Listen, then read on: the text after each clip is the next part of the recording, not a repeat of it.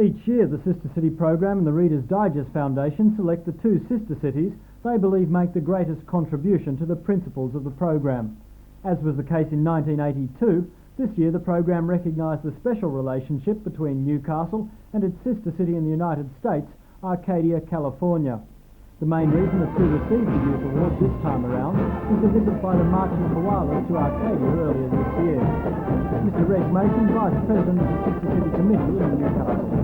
The first award we received was in 1982 when the Arcadia Apache Band came down on a Sister City exchange visit, and this particular award has been presented to Newcastle following on the successful visit of the marching koalas over to Pasadena and Arcadia in January of this year. How important do you think it is to the city of Newcastle to receive an award like this? Well, any promotion for this city that we belong to is very important in my book, anything at all.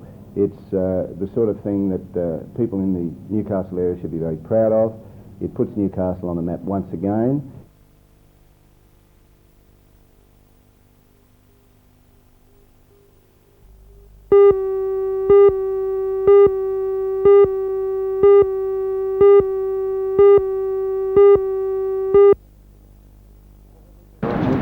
Well, have these been out 7 years? Yeah, I think they first came out around about 1972, the early 70s.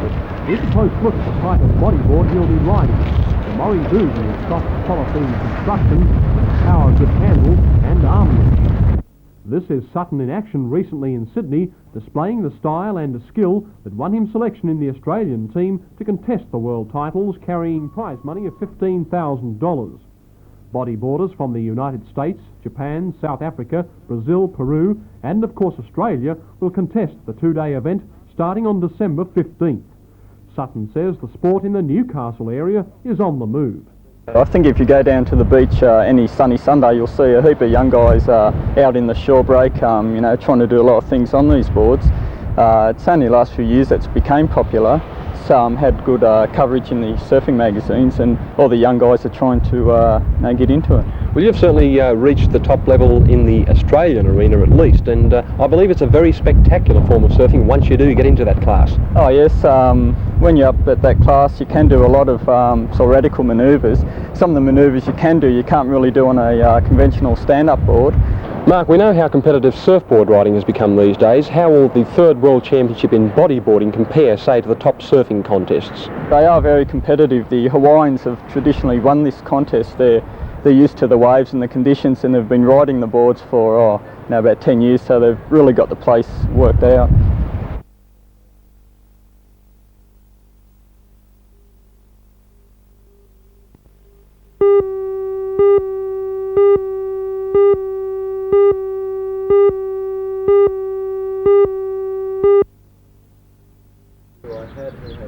The efforts of outstanding academic and sporting achievers in Year 10 were recognised with the presentation of prizes and certificates of merit.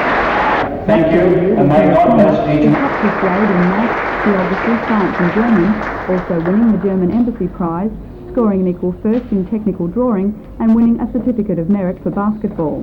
The final. At St Aloysius Girls' School in the suburb of Hamilton, farewells held a special significance of their own. The school closed today. Graduation mass was held, which included a solemn send-out for the school's 105 Year 10 students and 65 students in Year 9. How do you feel about finishing up? Sad. Have you enjoyed your time there? I loved it. It was great. It's a great school. The community is fantastic, and I think we all feel the same. I feel really sad and I don't know. Have you enjoyed your time there? Yes, I did. At times, the 30th of the occasion for the Anthem School. There will attend the formal graduation ceremony at Newcastle University's main hall tomorrow night. Meanwhile, at Jesmond High School, students marked a special occasion of their own, but this time it was the success of one of their teachers they were celebrating. Mr. Neville Stone, a junior science and chemistry teacher, has won a statewide competition based on recognition by to determine the Teacher of the Year. How do you feel about being Teacher of the Year? At the moment, very, very honoured, very, very pleased that the kids nominated me in the first place. Do you find your job taxing at times? Oh, very taxing, yes.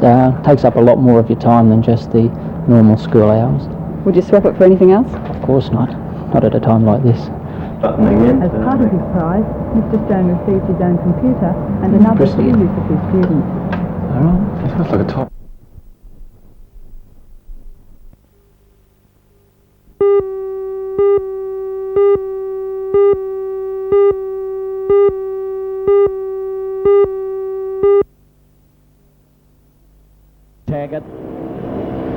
Local solo stars Chris Watson and Neil Ashman will test themselves tomorrow night at the International Motor Zone as they pit their teams with English lead A-grade supercar going away Eric here from Monaghan Norman, of followed by Halifax, Norman. Australian Ray Palmer The riders of the going around the Glasgow outside and the Professional. inside. Palmer has Holy been to Toledo, Newcastle they're track barreling into that previously corner. There's and a will be out problem to show here. his vast improvement after It's spending a Ashman hurly from burly Watson with gone fierce wide, professional followed by competition. Taggart. Forget the rest. Watson is It's due to go Ashman to and England Watson, in the near do or future die. and Neck is and neck, rated as a shoulder to real shoulder. chance for They're stardom squeaming into when the he gets corner. the value And of it's that Neil Ashman, the experience. leader. Watson right The up round the Super Sedan outside of him. division is Oh, they're expected to gone. feature Bob No. Brewer, Oh, there was Peter an Garrett, enormous bump former there. speed That's car ace Watson Lloyd in Ashman. Storey He and had Brian Butler. and the USA wheel has been Series buckled leader in in the that hit. Grand An National, John enormous bump Pine, there. Chris will hope for a Watson's front return to wheel is gone. reliability Neil in Ashman is Commodore the Wedge, leader. He'll win. something What he a didn't great enjoy ride by last this time out boy. when top driver Ashman Ralph first, Ranger then stole the Saunders limelight. second. Third place goes to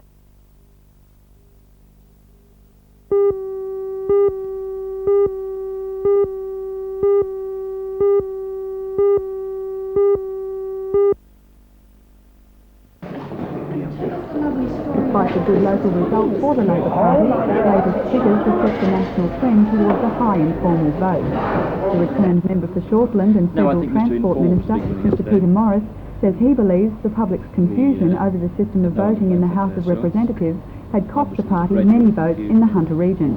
Are you happy with the result? Yes, a good result. You don't feel the government's been wrapped over the knuckles at all? No, we could have done better. We were led to believe we would do better. But Mr Informal voting was the winner yesterday, and that is nobody's fault but our own. Do you think that will be corrected in 3 years' time? It certainly better be. Do you think there'll be a significant cabinet reshuffle? The Prime Minister indicated he doesn't see anything changing in the ministry other than some minor alterations. So you would anticipate retaining your portfolio? I hope so.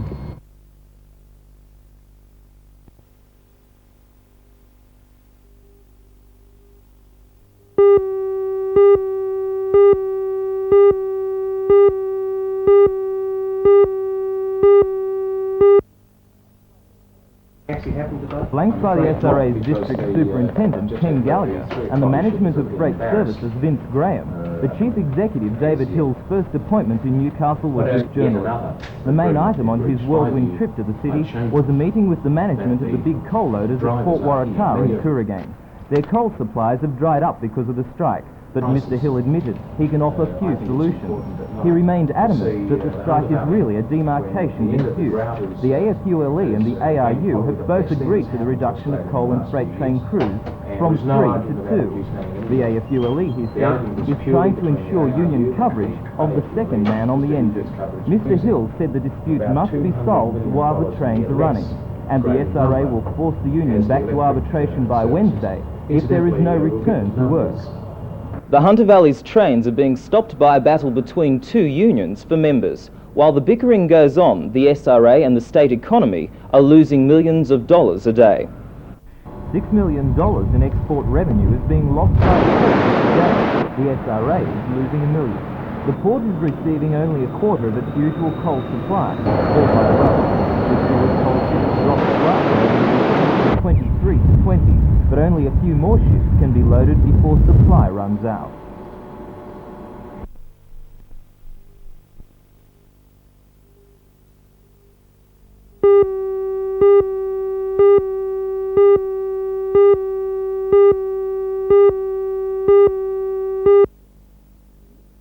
Since the blood-based mobile unit on the road means two nursing sisters and a clerical worker are out most of the time with only one sister on duty at the blood bank itself.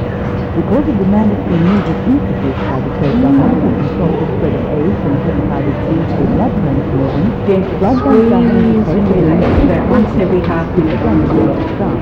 We need to interview each of our 500 to 600 donors personally Now, to do that is a very time-consuming process, and we've received no help from the Department of Health in providing funds to employ extra staff for this purpose. Because of the amount of blood used in surgery by the hospital, if the situation continues to worsen, Dr. Beveridge says she'll have no alternative but to ask them to cancel all elective surgery. She says, however, there's no way she would allow emergency supplies to be jeopardised. And I simply do not have the staff to be able to continue our mobile unit collections. Now, this really is quite a serious situation for us because 45% of all our blood donations are collected on our mobile unit. The New South Wales Department of Health say they're treating the Newcastle situation as a matter of some urgency. They say they're paying close attention to the funding problem and expect to make a decision sometime within the week.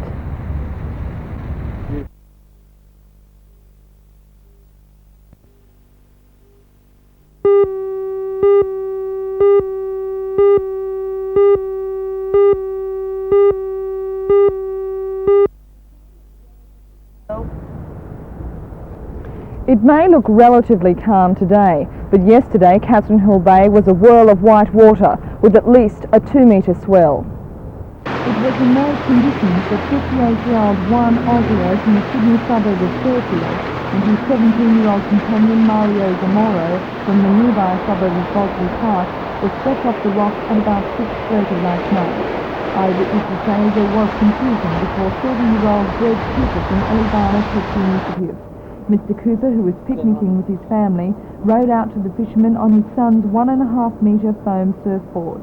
He says he saw Mr. Ozios floating beneath the surface, but decided to save the youth and get out of the treacherous gutter before the swell forced them all against the rocks. The first 10 minutes, you know, it's just like a dead weight. The young bloke had his boots and pants, and I didn't think we were getting anywhere, but we just sort of kept going straight for that opening and got out there and then went down towards the coal loader. Had a bit of the wind and the swell behind us, so 45 minutes later we're looking a bit better, and looked a bit better when the surf rescue rubber duck came along too. So. Mr. Cooper says he spent a sleepless night wondering whether he could have saved the older man, and he says he may never be able to resolve that. Mr. Ozios' body was recovered by professional divers at about 9:30 last night.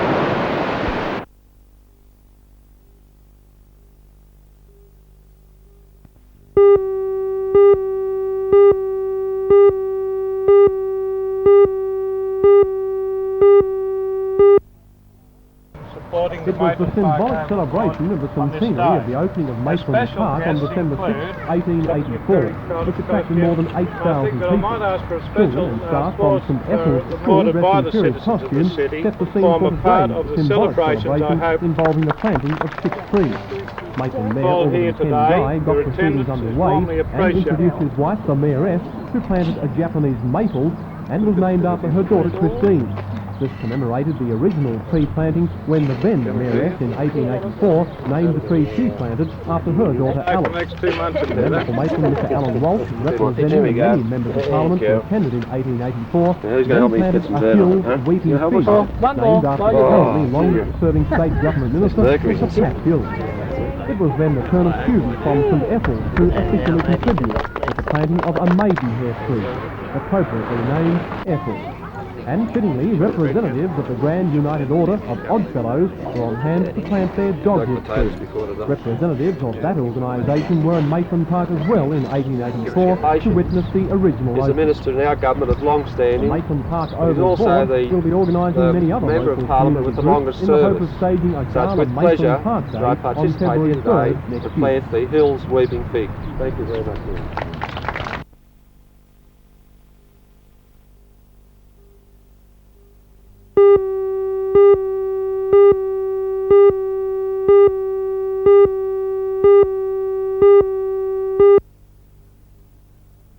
Ceremony in the church simply because it's our last day at school, and also when you look around the world and look at all we will put your gift in 1955 for 120 students, but over the years the population has grown, forcing the authorities to use some of the valuable playgrounds for the mountable classrooms. The nearby busy roadway has also caused concern, with parents worrying about their children crossing the road. Come out Today and give was their the gifts last to the day gift, of the old and tree. we will put Despite your this, gift. it was decided that the annual gift tree should be carried on as usual.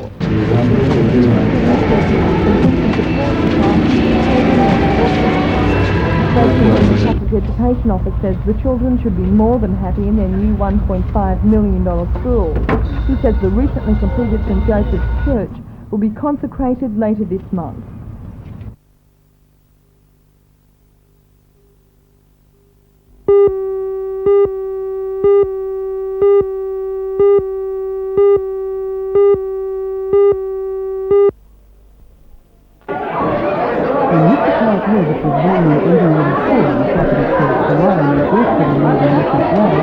His father was helping Dr. Henry J. Nimrod, who staff what would eventually become one of the country's most well-known wineries.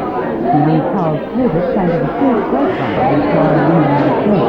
For the past 30 years, Mr. Herbert has lived in the convict-built homestead at Torres, which passed down through the Lindemann family and is now owned by Mr. Bruce Pratt, the Minister of the last Lindemann. Today, Mr. Herbert contained around 140 descendants, whom the King gathered in Western to celebrate his birthday. Mr. Herbert received a host of telegrams, some of the more notable from the Queen, the Governor-General and the Prime Minister. Also present at the celebration was the Scotch Sergeant from India, who contributed to Herbert's great home. Meanwhile, at another celebration, Glendale East Public School celebrated its 25th birthday with a reunion of former pupils and a market day fete. The official opening was performed by the State Minister for Education, Mr. Rod Cavalier, who spoke about how much the education system has changed over the past 25 years. Mr. Cavalier also planted a tree to commemorate the anniversary. The cake cutting ceremony was performed by Chancellor Mr. Ken Booth and his wife Gail. The official opening of the school 25 years ago was performed by Mr. Items have been chosen by the school throughout the year to be filled into a time capsule, which will today be buried in the school grounds for reopening many years from now. Beautiful and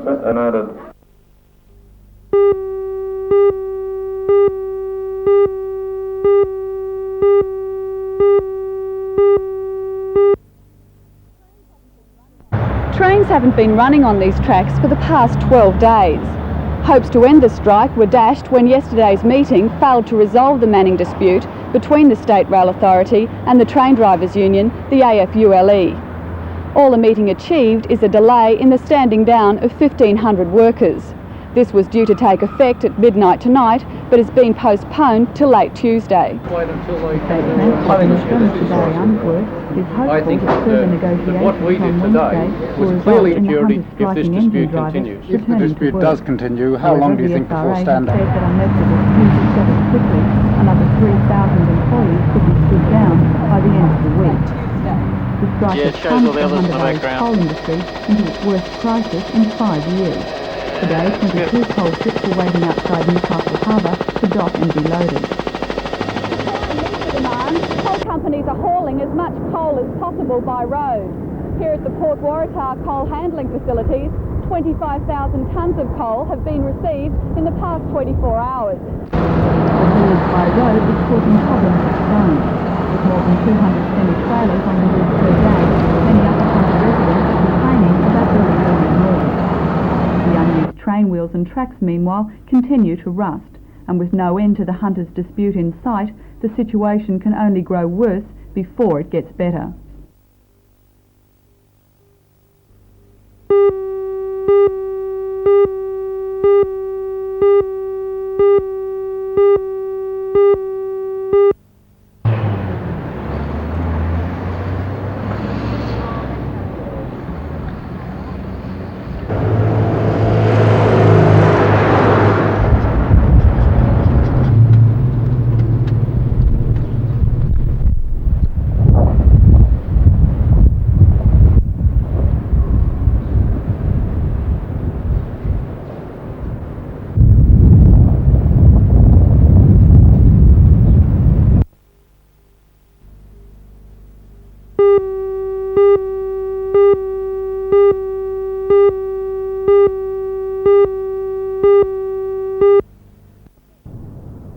Batting first, Newcastle quickly got on top of the North Coast bowling. Led by captain Jim Hogg, who knocked up 82 runs, The side was in a strong position at 7 for 261 after 50 overs. Hogg's fine batting was backed up by Alan Sharp, who scored 53 before being run out, and by Russell Neal, who scored 59. Despite Newcastle's fine batting performance, two North Coast bowlers emerged with good figures. Greg Snow took 3 for 48 and Chris Garn 2 for 34. However, North Coast batsmen had no answer for Newcastle bowling and could manage just 97 runs.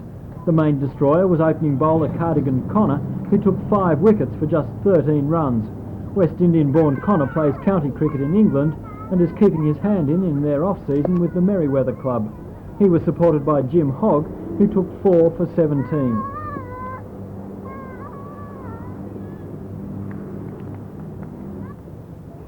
Comes in the ball, starts his run up, looking good. Nice motion. Nice ball straight down middle stump. Oh, a fine delivery by